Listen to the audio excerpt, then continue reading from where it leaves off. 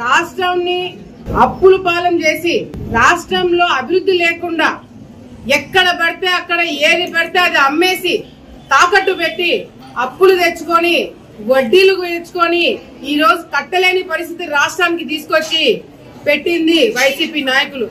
ఎంతసేపు ఉన్నారు చంద్రబాబు నాయుడు గారు? అవును, చంద్రబాబు నాయుడు గారు చెప్తున్నారు లోటు బడ్జెట్ ఉంది, ఆర్థిక సమస్యలు ఉన్నాయి అని డెఫినెట్ గా మేము చెప్తున్నాం. చెప్పకుండా ఎట్లుంటామండి?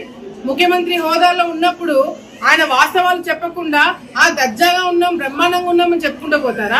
ఈ రోజు మనకి విభజన జరిగిన తర్వాత కూడా లోటు బడ్జెట్ ఉన్నా కూడా ఎన్నో అభివృద్ధి కార్యక్రమాలు చేసుకోగలిగినాం. ఈ రోజు ఆ లోటు బడ్జెట్ ని మీరు మూడింతలు ఎక్కువ చేసినారు. మూడింతలు ఎక్కువ భారము ఈ రోజు మా మీద పెట్టినారు. తప్పకుండా పనులు చేస్తున్నాం. కేంద్రం నుంచి సపోర్ట్ వస్తుంది. మొన్న మన రాజధాని గత 5 సంవత్సరాలు రాజధాని అంటే ఏం చెప్పుకున్నామండి? ముఖం తిప్పుకొని వెళ్ళిపోయాల్సిన పరిస్థితి. ఆఖరికి విద్యార్థులు ఎవరైనా స్కూళ్లలో కూడా ఆంధ్రప్రదేశ్ రాష్ట్రానికి క్యాపిటల్ ఏంటంటే ఎక్కడ కూడా 5 సంవత్సరాలు నేర్పిలేదంట. ఏమని చెప్తారు? సగం కన్ఫ్యూజన్ క్రియేట్ చేసి 3 ముక్కలుగా డివైడ్ చేసి రాష్ట్రాన్ని అల్లకల్లోలం చేసి ప్రాంతాల మధ్యన విభేదాలు తీసుకొచ్చి మేమేం కొట్టుకునేలాగా చేస్తున్నారు. రాయలసీమకి జ్యుడిషియరీ క్యాపిటల్ చేస్తామన్నారు. మీకు పాలాభిషేకాలు చేస్తున్నారు. ఏం చేస్తారు రాయలసీమకి మీరు? ఈ రోజు రాయలసీమకి కావాల్సినవి పరిశ్రమలు కావచ్చు, సాగునీటి కావచ్చు, తాగునీటి ప్రాజెక్టులు తప్పకుండా తీసుకొస్తామని హామీ ఇచ్చింది ఎన్డీఏ ప్రభుత్వం. గతంలో కేంద్ర ప్రభుత్వము సాగునీటి ప్రాజెక్టులు సిప్ అనే ఒక కార్యక్రమం ద్వారా మేము ప్రాజెక్టులు కడతాము, మీరు ప్రపోజల్స్ పంపించామంటే కూడా పంపించలేని దద్దమ్మ లాంటి ప్రభుత్వం వైసీపీ ప్రభుత్వం.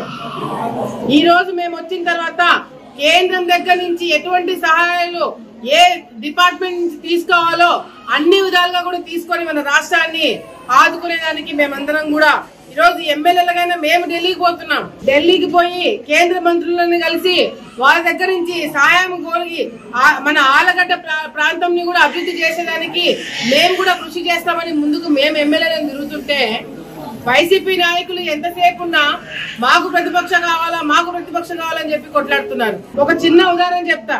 మొన్న మిర్చి యాడికి పోయినాడు గుంటూరుకి జగన్మోహన్ రెడ్డి గారు. అసెంబ్లీకి వచ్చి మీరు ఇదే మిర్చి రైతులకు సంబంధించిన దానిల గురించి మీరు ధర్నా చేసింటే, దానిల గురించి గవర్నర్ ముందర మీరు ఏదైనా మాట్లాడింటే మీకు అంతో కొంత మర్యాద ఉండేది. కూడా మీకోసం మీరు వాడుకున్నారే తప్ప ప్రజల గురించి మీరు మాట్లాడలేకపోయినారు.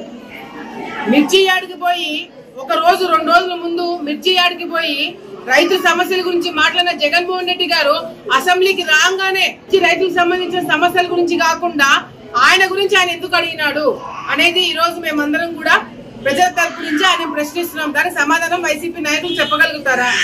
ఈ రోజు ఇసుక దగ్గర నుంచి చెప్పిన సూపర్ 6 పథకాల దగ్గర నుంచి రాబోయే పెద్ద ప్రాజెక్టుల వరకు అన్ని కూడా ఎన్డీఏ ప్రభుత్వం చేయబోతున్నారు. ఏదైతే తల్లికి వందనం స్కీము తొందరలోనే మొదలవ్వబోతుంది. ఆల్రెడీ గ్యాస్ సిలిండర్లు ఏవైతే హామీ ఇచ్చినామో 2 ఆల్రెడీ ఇవ్వడం జరిగింది. మరి 1 ఆల్రెడీ ఇవ్వడం జరిగింది, 2వది ఇప్పుడు ఇస్తాము. మళ్ళీ ఈ సంవత్సరంకి 3 సిలిండర్లు చేతికి రావడం జరుగుతుంది. అట్లా చెప్పినవన్నీ ఒకటి చేసుకుంటూ వస్తున్నాం. ఏది చేయలేకపోతున్నామండి? సంవత్సరంలో దాదాపుగా 3-4 హామీలు నెరవేర్చినాము. ఇంకా ఉండేది 2-3 మిగిలిపోయినాయి. అవి కూడా చేస్తున్నాము. జాబ్ మేళ ప్రతి మంత్ అన్ని నియోజకవర్గాల్లో పెడుతున్నారు. ఏ పని చేయకుండా పక్కన పెట్టేస్తున్నారు తెలుగుదేశం పార్టీ గాని ఎన్డీఏ ప్రభుత్వం గాని అని చెప్పి ఈ రోజు మేము డిబేట్లకి అడిగితే మీరు రాగలుగుతున్నారా? మేము సిద్ధము అంటే మీ సిద్ధం కాదు, మాది వేరే సిద్ధం లేండి. మేము ఈ రోజు ఏదైతే మేము ఇవ్వలేదు, హామీలు మేము నెరవేర్చట్లేదు, జనాలను గాలికి వదిలేసామని చెప్పి మాట్లాడుతున్నారో ఆ చర్చకి రావడానికి మేమందరం సిద్ధం. మీరు సిద్ధమా?